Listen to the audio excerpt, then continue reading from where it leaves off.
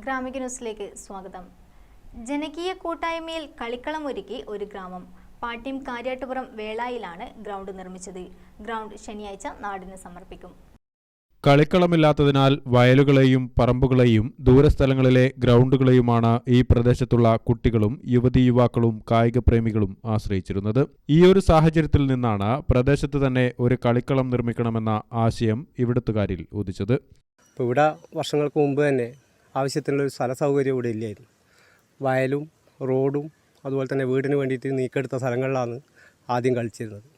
അപ്പോൾ ഈ ബുദ്ധിമുട്ട് നമ്മൾ മനസ്സിലാക്കിയിട്ടാണ് വായനശാലയുടെ നേതൃത്വത്തിൽ ചെറിയൊരു കളിസ്ഥലം എടുക്കണം എന്നുള്ളൊരു തീരുമാനം ഉണ്ടാവുകയും അപ്പോൾ ആദ്യം ഒരു ചെറിയ സ്ഥലം എടുത്ത് അതിൻ്റെ ഒരു സൗകര്യ പരിമിതി കാരണം കുറച്ചുകൂടി സ്ഥലം വീണ്ടും എടുക്കുകയാണ് ചെയ്തിട്ടുള്ളത്.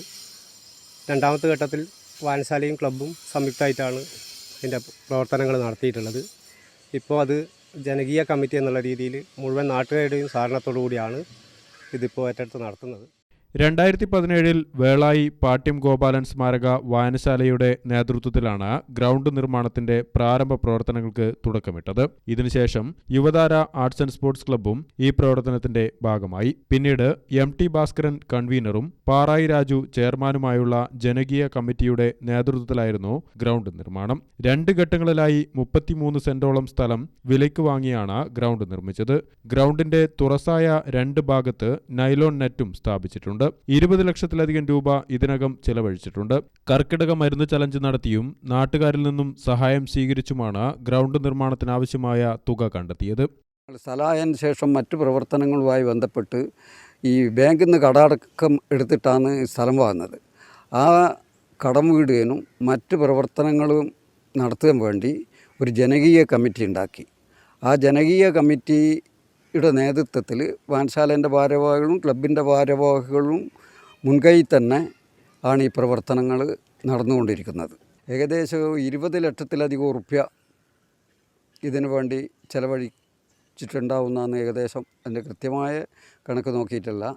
നമ്മുടെ വേളായിലുള്ള മുഴുവൻ ആൾക്കാരെയും വിളിച്ചു ചേർത്ത് യോഗം ചേർന്ന് അതിൽ നിന്ന് നാട്ടുകാരെ ഓരോ വീട്ടിൽ നിന്നും ഒരു നിശ്ചിത സംഖ്യ തരേണ്ട രീതിയിലുള്ള നിങ്ങളെ താല്പര്യം ഈ ആവശ്യത്തിൻ്റെ മുൻഗണന കണക്കിലെടുത്ത് ജനങ്ങൾ സ്വയം തയ്യാറാകുകയും അത് സ്വരൂപിക്കുകയും അതോടൊപ്പം അപൂർവം ചില ആളുകളിൽ നിന്ന് നമ്മുടെ പ്രദേശത്തു നിന്ന് പുറത്തുള്ള അപൂർവം ചില ആളെയും കൂടി കണ്ടുകൊണ്ടാണ് ഈ ഫണ്ട് സ്വരൂപിച്ചിട്ടുള്ളത്.